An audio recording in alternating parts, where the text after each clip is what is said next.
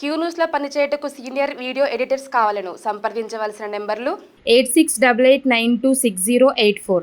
ఏ కేసీఆర్ ఏడ దాక్కుండు, సభకు ఎందుకు రావట్లేదు?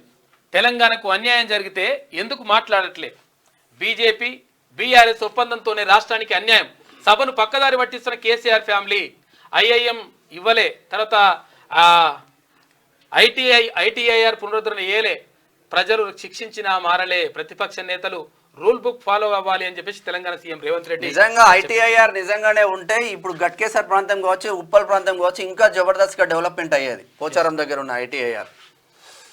దద్దరిల్లిన అసెంబ్లీ, పేలిన మాటల తూటాలు, కాంగ్రెస్ బీఆర్ఎస్ ల మధ్య హీట్ వేవ్. కేసీఆర్ ను ఢిల్లీకి రమ్మని చెప్పండి, నేను దీక్షలో కూర్చుంటా, ఇద్దరం సచ్చుడో నిధులు తెచ్చుడో చూద్దాం.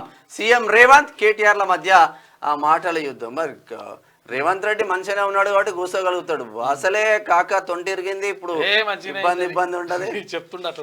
క్యూ న్యూస్లో పనిచేయటకు సీనియర్ వీడియో ఎడిటర్స్ కావాలను సంప్రదించవలసిన నెంబర్లు 8688926084.